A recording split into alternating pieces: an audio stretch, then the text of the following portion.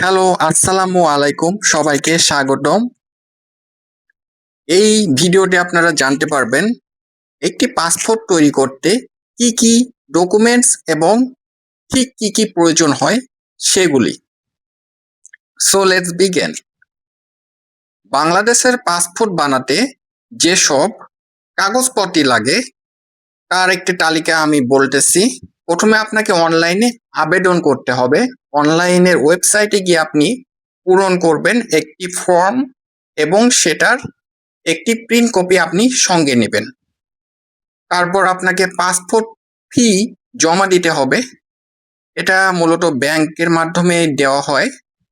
সেটার একটি কপি আপনাকে সংগ্রহ করতে হবে। তারপর আপনার জাতীয় পরিচয়পত্র বা জন্ম নিবন্ধন এর কপি নিয়ে যেতে হবে। আর আপনার যদি আগের পাসপোর্ট থাকে সেটারও একটা কপি নিয়ে যেতে হবে। আর আপনার যদি পেশা থাকে, বর্তমান ঠিকানা তো অবশ্যই নিতে হবে, ঠিকানা তো লাগবে। আর আপনার পেশা যেটা, সে পেশা প্রমাণের কাগজপত্র নেবেন।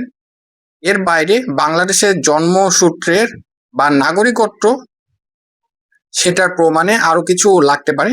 সাধারণত এগুলো ওরা চায় না, যদি চায় সেই ডকুমেন্টগুলো উল্লেখ করতে হবে। আর পাসপোর্ট ফি এটা নির্ভর করে আপনি কত পৃষ্ঠার পাসপোর্ট নিবেন তার উপরে। যেমন 48 পৃষ্ঠার পাসপোর্ট হয়, 64 পৃষ্ঠার পাসপোর্ট হয়। এরপরে মেয়াদ, কতদিন মেয়াদে আপনি পাসপোর্টটা করতে চান। যদি আপনি 5 বছরের জন্য করেন তাহলে একটু কম লাগে, আর যদি আপনি চান 10 বছরের জন্য সেক্ষেত্রে বেশি লাগে। আরেকটা জিনিস হচ্ছে পাসপোর্ট কত দ্রুত চান। আপনি যদি খুব দ্রুত পাসপোর্ট নিতে চান, ইমার্জেন্সি হিসেবে অ্যাপ্লাই করতে পারেন, সেক্ষেত্রে আপনার একটু বেশি চার্জ লাগবে। আমরা সাধারণ ফি দিয়ে করে থাকি, সেক্ষেত্রে আমাদের 2-3 সপ্তাহ লেগে থাকতে পারে। বর্তমান সরকার এটা একটু উন্নত করেছে।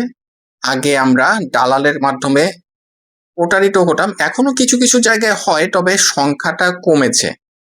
যাই হোক, আশা করি আপনি বিষয়টি বুঝতে পারছেন। আর অনলাইনে যদি আপনি ফর্ম পূরণ করতে সমস্যায় পড়েন, সেক্ষেত্রে আপনি অভিজ্ঞ লোকদের সাহায্য নিতে পারেন, যারা কম্পিউটারে এক্সপার্ট, মোবাইলের সম্পর্কে ভালো জানে, তারা আপনাকে হেল্প করতে পারবে। Thank you.